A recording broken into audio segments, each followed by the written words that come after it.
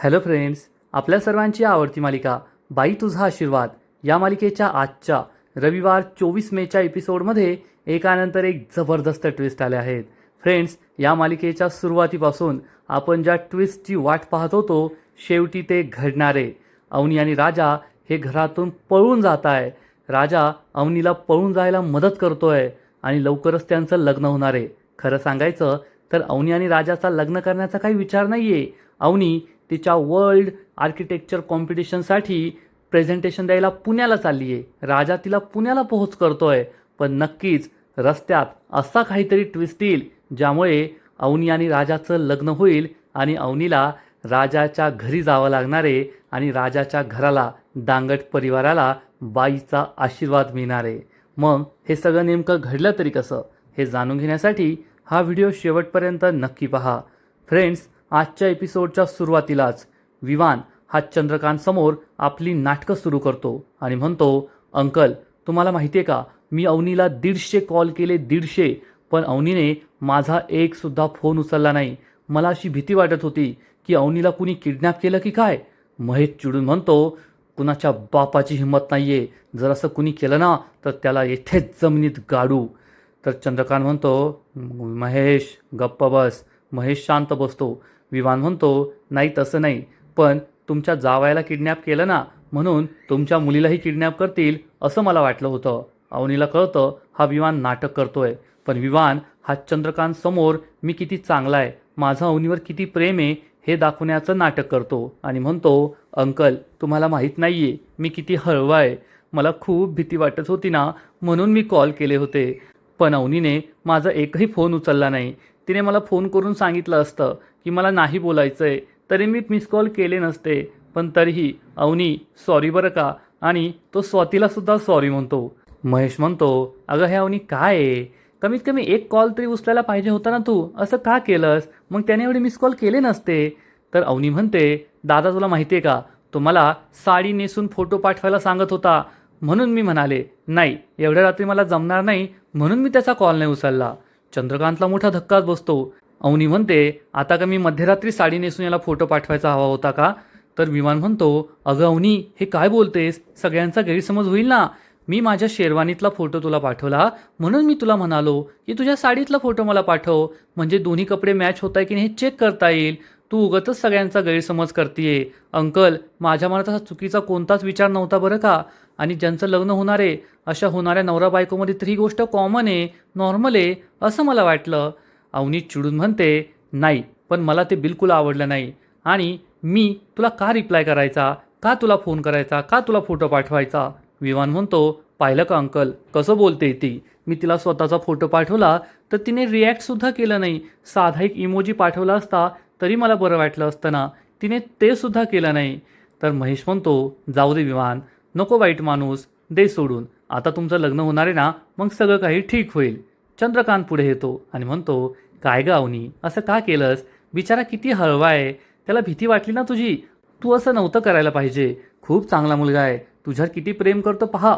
अवनी चिडून म्हणते, प्रेम माय फूट, प्रेम कसलं करतोय, मी त्याचे कॉल नाही उचलले ना, म्हणून त्याचा इगो दुखावला गेला, म्हणून येथे सीन क्रिएट करायला आलाय.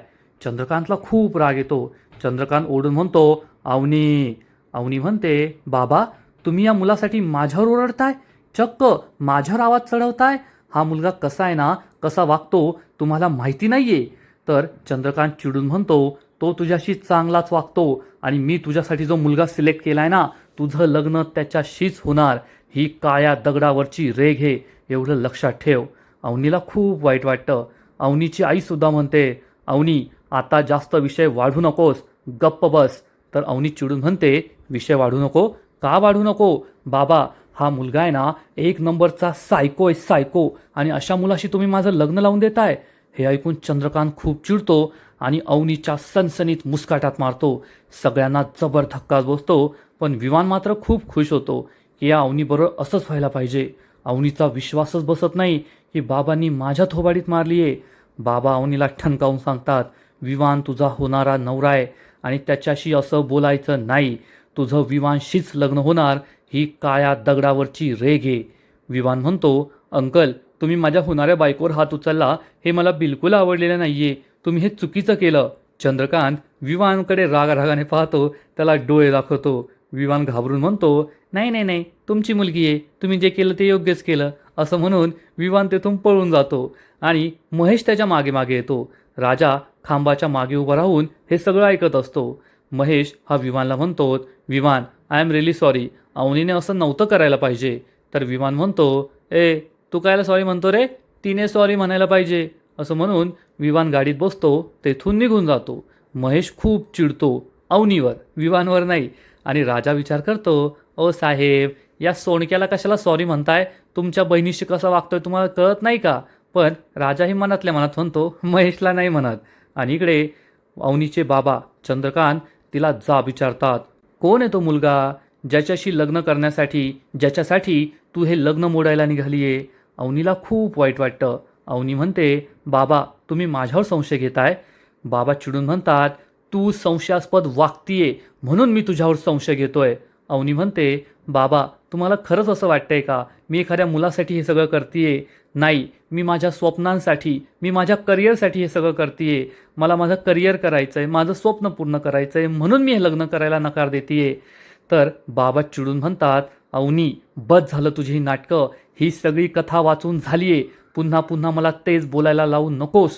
तुझं करिअर, तुझं स्वप्न हे माझ्यासाठी महत्त्वाचं नाही आहे. माझ्या घराण्याची इब्रत, माझी इज्जत, माझी अब्रू, माझ्या घराण्याचं नाव आणि समाज काय म्हणेल हे मला तुझ्या स्वप्नांपेक्षा जास्त महत्त्वाचं आहे. अवनीला जबर धक्काच बसतो. बाबा तिला ठणकावून सांगतात, हे लग्न होणारच. असं म्हणून बाबा तेथून निघून जातात.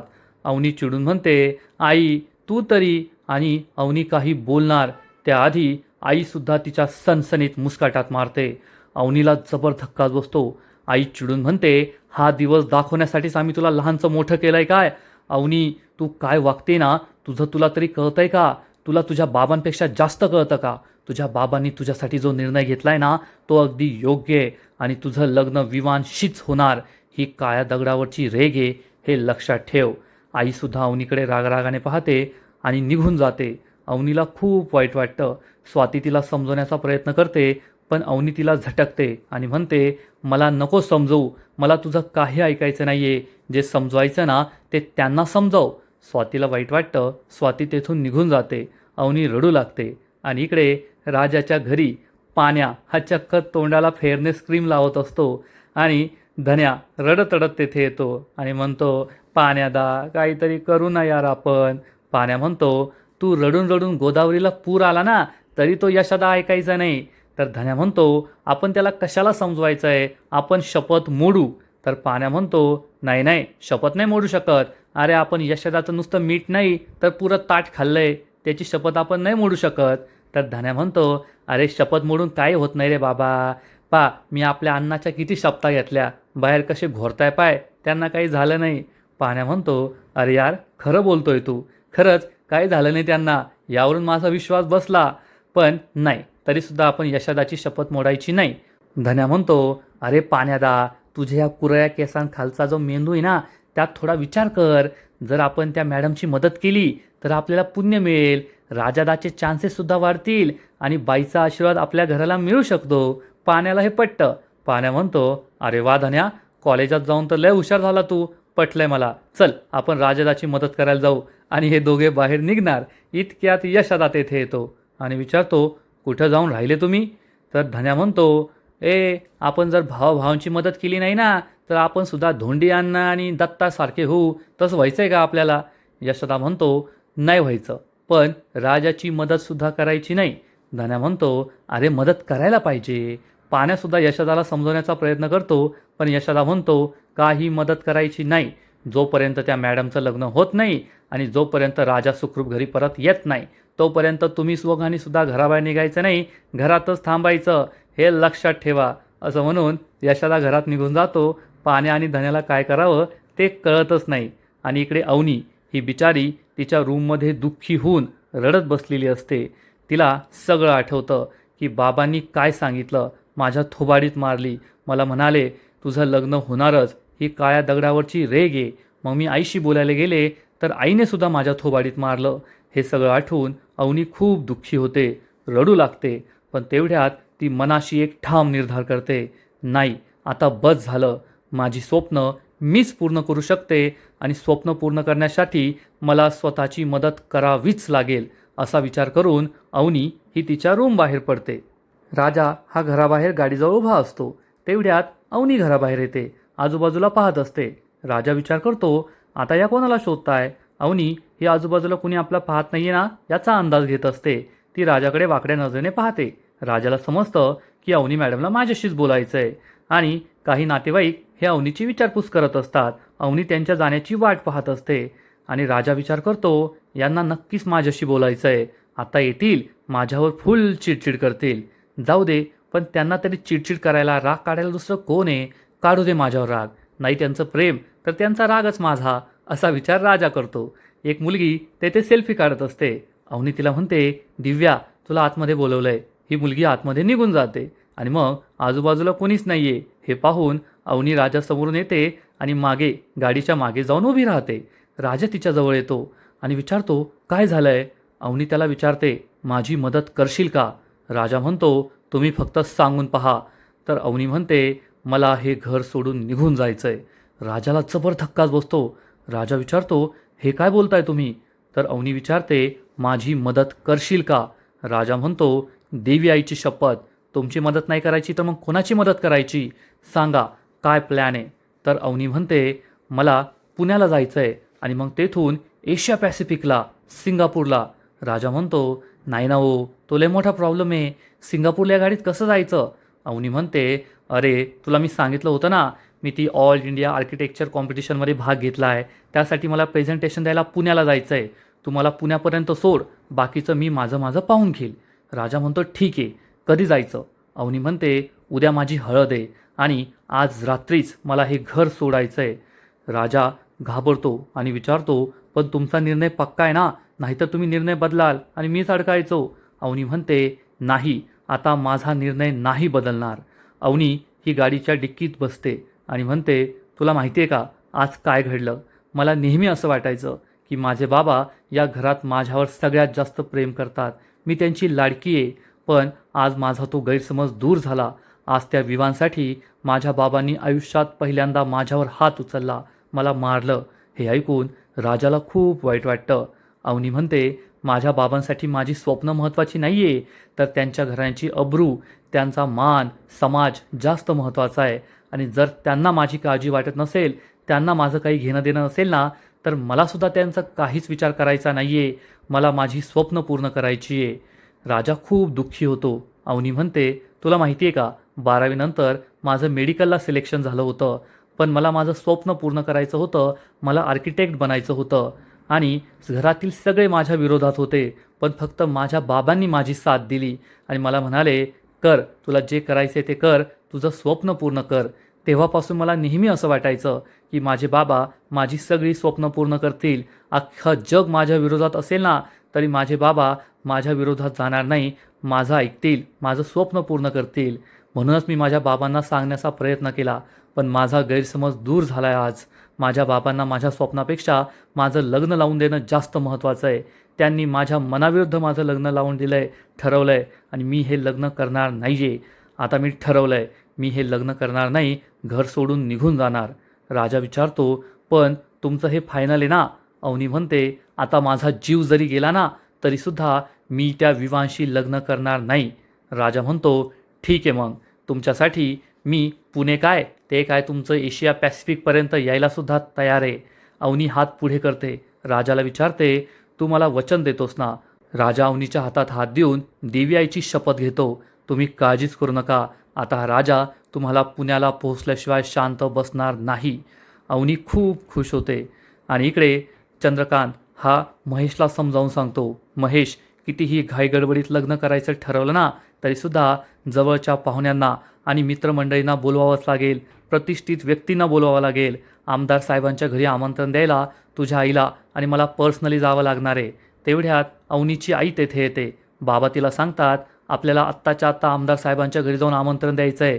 तर अवनीची आई म्हणते, अहो पण हळदीची खूप तयारी बाकी आहे. चंद्रकांत चिडून म्हणतो, ते सगळं करायला बाकीचे लोक आहेत, तुम्ही माझ्याबरोबर चला. अवनीची आई म्हणते, ठीक आहे. आणि इकडे राजा आणि अवनी हे दोघे एकमेकांशी हात मिळवतात. राजा म्हणतो, तुमची हिंमत मला आवडली आहे. आता खरंच तुम्हाला पुण्याला पोहोचल्याशिवाय मी हार मानणार नाही. तुमची सगळी स्वप्न पूर्ण होणार आणि तुमची स्वप्न पूर्ण करण्यात मी तुमची मदत करेल.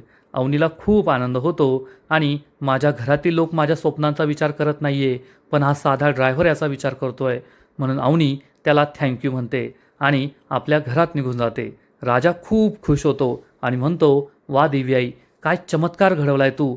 कालपर्यंत जी मुलगी आपल्या बापाविरुद्ध जाण्याचा विचार करू शकत नव्हती, आज ती एकदम फायर झाली आहे. या मुलीची सगळी स्वप्न पूर्ण व्हायलाच पाहिजे असा विचार करून राजा देवी आईचे आभार मानतो. आणि ज्यावेळेस अवनी ही घरात जाते तेवढ्यात तिचे आईबाबा हे आमदार साहेबांकडे जायला निघतात आणि या दोघांची नजरानजर होते. बाबांना वाईट वाटलेलं असतं की मी अवनीवर हात उचलला, पण अवनी मात्र चिडलेली असते आणि बाबांशी न बोलता त्यांच्या नजरेला नजर न देता त्यांच्या समोरून निघून जाते. बाबांना खूप वाईट वाटतं आणि बाबा जोरात ओरडतात, समजावून सांग तिला, बाप आहे मी तिचा, दुश्मन नाही आहे. जे करतोय ना ते तिच्या सुखासाठीच करतोय. असं म्हणून अवनीचे बाबा रागारागाने घराबाहेर निघून जातात. अवनी तेथेच थांबते. अवनीची आई तिच्याजवळ येते आणि विचारते, अवनी, आता तुझ्या बाबांशी तू असं वागणार आहे का? मला माहिती आहे तुला बाबांचा राग आलाय, पण आता हे स्वप्न करिअर सगळं विसरून जा. बाबा तुझ्यासाठी जे करताय ना अगदी योग्य करताय. आणि आई ही अवनीला समजावून सांगते, एकदा का तुझं लग्न झालं मग मनात कितीही आणलं ना तरी आईबाबांना भेटणं एवढं सोपं नाही आहे, हे लक्षात ठेव. आई अवनीला मिठी मारते, पण अवनीमध्ये आईबाबांविषयी आता कोणतंच प्रेम राहिलेलं नसतं आणि ती आपल्या रूममध्ये येते. अवनी तिच्या वॉर्डरोबमध्ये येते आणि वरतून एक मोठी बॅग खाली काढते. आता रात्री पळून जायचं आहे, त्यामुळे बॅग भरावी लागेल असा तिचा विचार असतो. तेवढ्यात तिचा रूमचा दरवाजा वाजतो. अवनी विचारते, कोण आहे? तर स्वाती म्हणते, मी आहे. अवनी दार उघडते आणि स्वाती तिला सांगते, मी तुझ्यासाठी चहा घेऊन आली आहे. अवनी म्हणते, मला नको आहे. तर स्वाती म्हणते, तुला काय हवं आहे आणि काय नको आहे ना हे मला चांगलंच ठाऊक आहे. असं म्हणून स्वाती आतमध्ये येते आणि अवनीला समजवण्याचा प्रयत्न करते. अवनी, ऐक ना माझं, आता हा राग सोड. अवनी चिडून म्हणते, का? मी का राग सोडू? तर स्वाती तिला समजावून सांगते, बाबांनी एकदा या घरात जो निर्णय घेतला त्या निर्णयाच्या विरोधात कुणीच जाऊ शकत नाही आणि आपल्या सगळ्यांना बाबांचं ऐकावं लागतं हे तुलासुद्धा माहिती आहे. अवनी म्हणते, मग बाबांच्या निर्णयासाठी मी माझ्या आयुष्याचं वाटोळ करू का? वहिनी, तुलाही माहिती आहे विवांशी लग्न करणं किती मोठा चुकीचा निर्णय आहे आणि विवांशी लग्न करणं म्हणजे स्वतःच्या आयुष्याचं वाटोळ करून घेणं. स्वाती म्हणते, अगं कळतंय मला सगळं, पण आपल्या मुलींच्या नशिबात हेच असतं. आपण आपलं स्वप्न कधीच पूर्ण करू शकत नाही. आपले आईबाबा किंवा मोठा भाऊ आपल्याबद्दल जे ठरवतील ना तेच आपल्याला करावं लागतं आणि मग लग्नानंतर नवरा जे म्हणेल तसं वागावं लागतं. आपण कितीही विरोध केला तरी आपण काहीच करू शकत नाही. अवनी म्हणते, नाही ना करू शकत, मग पुन्हा पुन्हा तो विचार करून काय फायदा आहे? मला तुझं काहीच ऐकून घ्यायचं नाही आहे. ज्यांना समजवायला हवं ना त्यांना तू समजवत नाही आणि मला समजवतीये. स्वाती म्हणते, अवनी, या घरात माझी काय हैसियत आहे हे तुलासुद्धा माहिती आहे. फक्त सगळ्यांचं ऐकून घ्यायचं एवढंच मी करू शकते. मी स्वतःहून काहीच निर्णय घेऊ शकत नाही. अवनीलासुद्धा वाईट वाटतं आणि आजचा एपिसोड येथेच संपतो. फ्रेंड्स, बाई तुझा आशीर्वाद या मालिकेचा आजचा एपिसोड खरंच खूप भारी होता, खूप इंटरेस्टिंग होता. आज अवनीने निर्णय घेतला आहे की ती घर सोडून पळून जाणार आणि तिचा हा निर्णय फायनल आहे. तिने राजालासुद्धा याबद्दल सांगितलं आहे. राजासुद्धा तिची मदत करायला तयार झाला आहे. पण अवनीचे बाबा जे काही वागताय ना ते पाहून खरंच खूप वाईट वाटलं. त्यांना आपल्या मुलींच्या स्वप्नापेक्षा लग्न महत्त्वाचं आहे आणि असंही नाही आहे की अवनीने लग्न झाल्यानंतर त्यांना आपल्या स्वप्नांबद्दल सांगितलं. हे लग्न जमण्याआधीच तिने सांगितलं होतं.